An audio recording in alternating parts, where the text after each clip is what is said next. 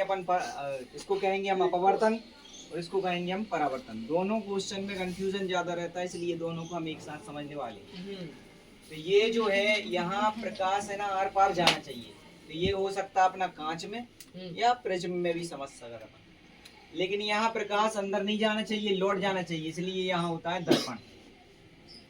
अपवर्तन क्या होता है? जब कोई प्रकाश की किरण आती है, एक माध्यम में आती है और एक माध्यम से आकर दूसरे माध्यम में जा रही है, एक माध्यम से दूसरे माध्यम में जाती है, तो जिस मार्ग से जा रही होती है वो उस मार्ग में नहीं जा पाती है। जैसे हम देख रहे हैं इधर से आ रही है, तो ये ऐसी जाना चाहिए थी, ऐसी सीधी, लेकिन अपने मार्ग से कुछ विचलित हो गई है, तब इसको कहते हैं अपवर्तन। क्या कहेंगे? अपवर्तन। जब प्रकाश की किरण एक माध्यम से दूसरे माध्यम में प्रवेश करती है तो वह अपने मार्ग से विचलित हो जाती है, तो इस क्रिया को ही हम प्रकाश का अपवर्तन कहते हैं।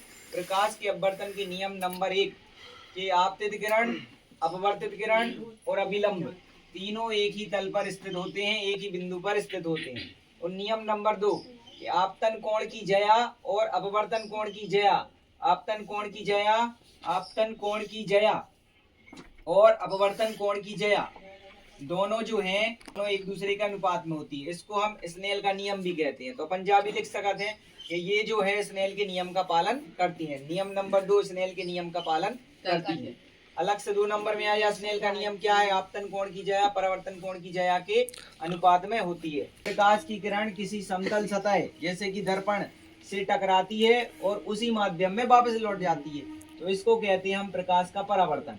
अब प्रकाश के परावर्तन में जा होगी अपनी आपतित किरण और जा रही है, तो एक को बोले हम परावर्तित किरण। आपतित किरण और परावर्तित किरण और अभिलंब तीनों एक ही तल पर स्थित होते हैं। उधर क्या था? अपवर्तित किरण, तीनों एक ही तल पर स्थित होते। इधर कहते हैं आपतित किरण, परावर्तित किरण और अभिलंब तीनों एक ही तल पर स्थित होते, एक ही बिंदु पर स्थित होते हैं।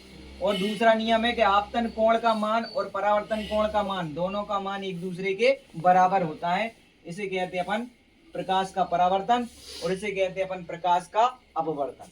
तो दोनों सेम है बिल्कुल, बस थोड़ा सा याद रखना है कि इधर का है कांच है और इधर दर्पण है।